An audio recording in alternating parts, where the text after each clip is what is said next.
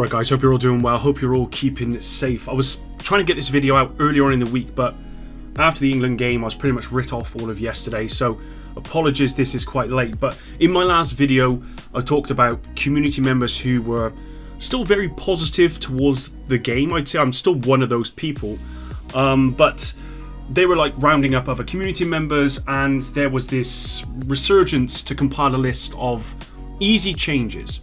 This comes after a tweet from Yannick, and the tweet said this: for the gear sets, I'll discuss it with the team, but it was our intention to make them available in the loot pool after a while. I'd absolutely welcome a list of changes, suggestions for easy changes. No guarantees, but we're always on the lookout for quality of life improvements.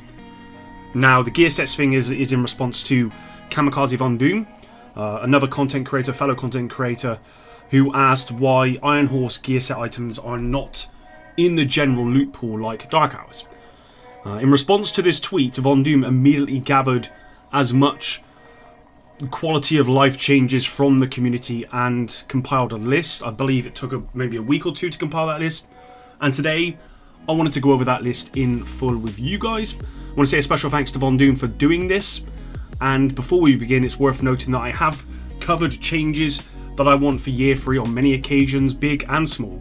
So there's likely going to be some crossover here, but I still want to cover this because I think it's important. And with that said, let's begin. Alright guys, so here is the list that Vondoom has sent to Yannick. I'm going to go through all of it. It might take quite long. I'll try and keep my opinions on it to a minimum, but I am going to talk about some of the stuff that I think are really important. So we're just going to go straight through this. So to start off with, we've got loadouts. Allow the option to move a loadout up and down the list. And then we got keep the specialization set up per loadout.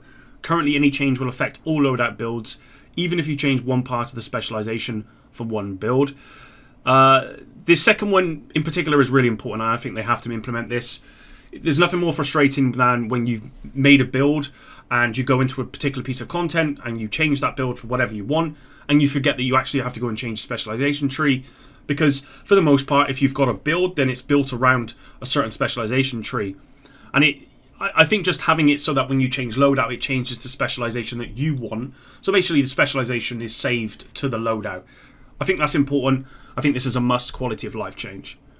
Specializations. After completing the specialization tree, allow the grenade to be unlocked across the board.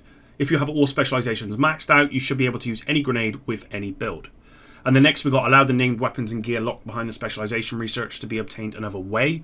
Up to you how you do that. So again, for the first one, for me personally, not such a big deal. I rarely use grenades in the game. I'm sure there are times where they're very important, but for the most part, I don't see them as being important enough for the devs to really spend any time on it. If this is something they can do in 5 seconds, fine. But anything outside of that, I wouldn't bother. This second one, for sure. I'm not proud to admit that I've not completed all the specializations in this game. I just found the whole way of getting the stuff around and the research and stuff just boring. It was just like kill 150 of those, and I just didn't like that. So there are named weapons and pieces of vanity and stuff are tied to those that I don't have. And so if there was another way for me to get them that wasn't so boring, then great. If I could go and do control points and do 10 control points and that would give me all of it, great, I'll do that. So this is a good one. This one again is, for selfish reasons, I want this definitely. Let's go to Apparel. So it's got allow textiles to be converted to premium credits. This allows the user that has all apparel items to purchase the name skins for weapons and specializations. Absolutely, they're not going to do this. But I totally agree, and the reason why they won't do this is because I suspect when the year 3 stuff comes out, there's going to be some stuff added to the store that are going to require premium credits, and there's going to be a lot of people that have enough textiles just to buy everything, and they're just going to lose out on a lot of money. So from a business sense, I don't think this will happen. Enable an apparel dye that is available for purchase with textiles, and then allow all masks to be worn under the hood of a jacket to match the smaller masks that have that ability. I would like this one as well, but I think Yannick or someone has mentioned this before, that they're not able to do this. I think. I could be wrong on that, but I'm pretty sure something about this makes me feel... When I read this, I was like, I don't know if this can actually be done. I would love it to be done, but I don't think it can. But there we go for Apparel. Let's go to skills. So, fix game-breaking trap glitch in PvP. Agents are rigged use rigged or hardwired to lay down dozens of traps on top of each other over and over. I don't play PvP, but if this seems to be a big issue, so yeah, that needs to be fixed. Disable blue core attributes to boost the shields, only yellow core attributes. 100% agree with this. Again, I don't play PvP, but from what I can tell, shields are still OP, and everyone just pops a shield every single time. And a lot of it comes down to the fact that you can use blue core attributes. I've never liked this design philosophy for the skills and how the blues work with shields. I just never like that. Disable the use of a shield to proc in sync. This is huge meta in PvP. Again, if I ever do see PvP stuff, then this is what normally happens, right? Someone pops a shield, they've got in sync going, they've got that extra damage, and it feels like every fight I see, everyone's just popping shields, and it's just, no, just get rid of it, please. We got, if there's no changes to the shield, allow blue core attributes to help the defender drone along with yellow core attributes. Help fight against shields. That's probably a good suggestion. I suspect that doing the ones before, the disabling the blue cores and disable the use of shield with in sync, I suspect that might be easier to do. So maybe, I don't know, I'm just guessing. Either one I think is good. Completely rework the remote post, least used skill in the game. I don't think I've ever used the remote post. It's pretty useless. Let me know in the comments down below if you guys use it and like in what situation, where it's useful. And we then got rework flame turret to match mechanics of assault turret, 360-degree target acquisition, recommended by community heavily.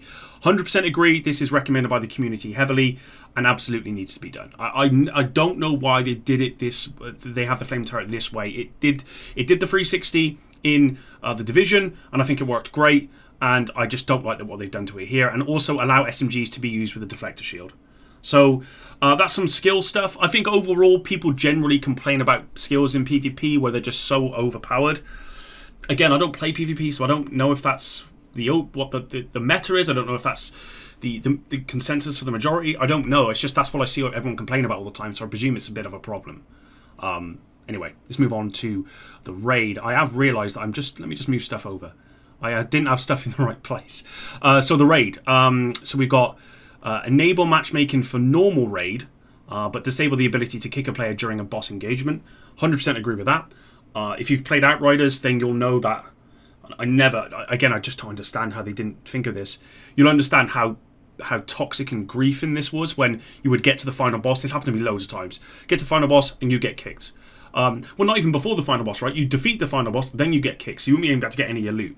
And so it's just an easy way for people to be toxic, and you don't want that. So yeah, I agree with this, 100%.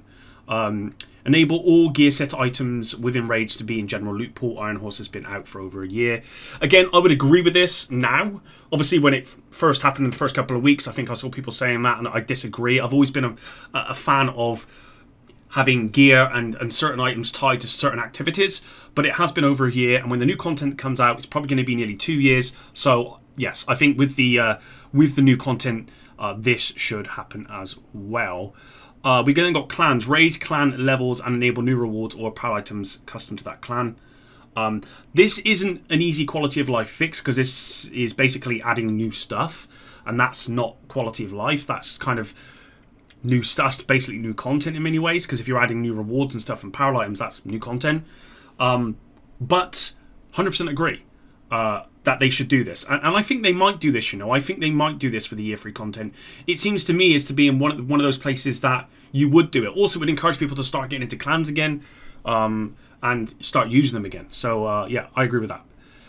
Dark Zone, reintroduce the Thieves' Den with high prices similar to the DZ vendors. Highly recommended by the community.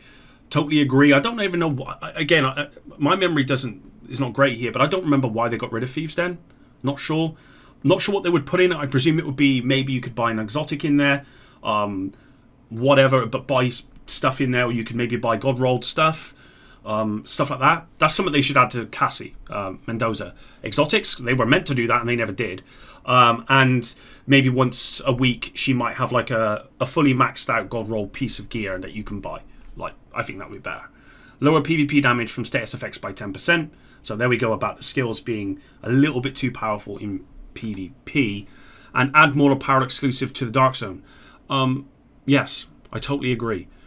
I guess the only thing I'll say about the Dark Zone and PvP stuff is if I'm being honest, guys, I know the majority of you guys don't play PvP, so you don't have to really worry so much. But for anyone who does watch my videos who play PvP, I really think the devs are moving away from the PvP in this game altogether. And I don't anticipate any changes in PvP, apart from maybe some nerfs to status effects. But in terms of new stuff, like rewards and fundamental changes, adding Thieves' Den back and all this sort of stuff, adding new apparel, I just don't think it's going to happen.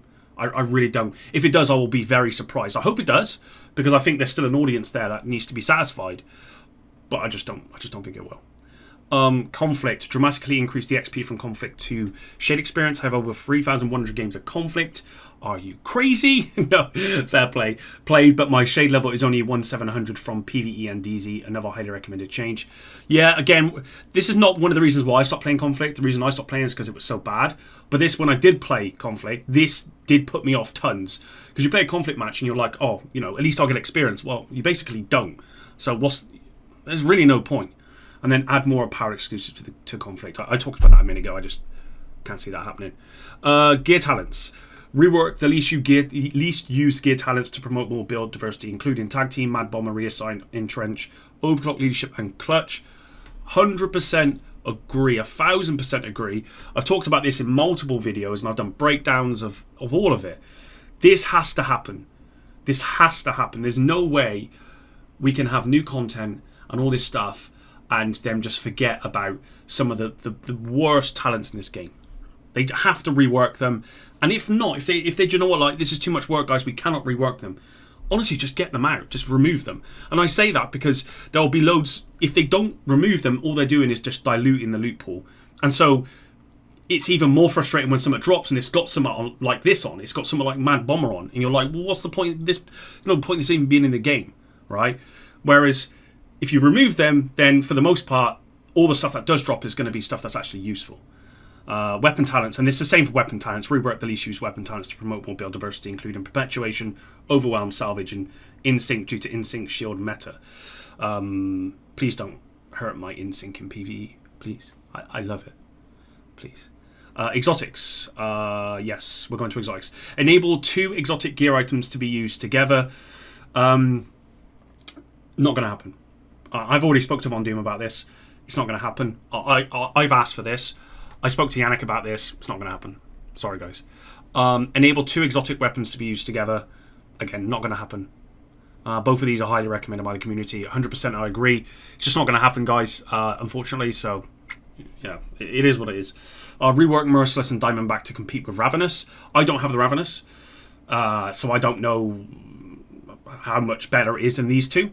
But I presume that if this is a community tier list, then they do. And so, yeah, have a look at it, definitely. Rework Ninja Bike knee pads to reflect Ninja Bike backpack from the Division 1. Only if the agent can equip 1 exotic at a time still. Highly recommended by community. I would love to have something like the Ninja Bike backpack in the Division 2. I think it will work, from what I remember. It works. I think it will work in the game. So yeah, there's that. Hardcore mode. Add patches and combinations to reflect year 2 on hardcore. For example, I have a level 40 hardcore character, but all my patches are only for year 1. I can see that. I don't think they should pay much attention. Like, hardcore is, unfortunately, guys, it's just one of those things they put out there and then done nothing with it.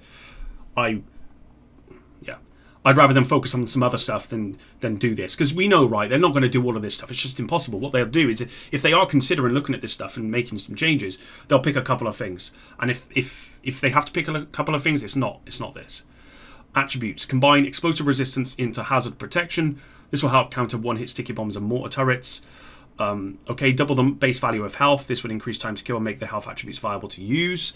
I've heard or seen in PvP people talking about I've said this before, that armor and health are just useless. I've been told in PvP actually armor's not so bad. It's actually the health that's really, really bad. So replace explosive resistance attribute with explosive damage attribute. That way you can raise your explosive damage, but if the opposing agent has max hazard, it will be negated entirely. Okay, so sounds like a good idea to me. But yeah, I think that's the list, guys. Yeah, that is everything. Now, if I had to go in and choose 3 of these, because maybe the devs just can't do everything, right? Which is totally going to happen, probably. There's no way they're going to do all of this stuff. I want this one. Unlocking the gear from the Specializations, for sure. I also want... let's see what else. The gear talents. Let's go down because I'm looking at it differently on 2 different screens. So the gear talents, reworking the gear talents and stuff. That's very important. I think that has to happen. And also the weapon talents. Reworking the weapon talents. Those would be the 3. If I had to pick 3, those would be the 3. For sure.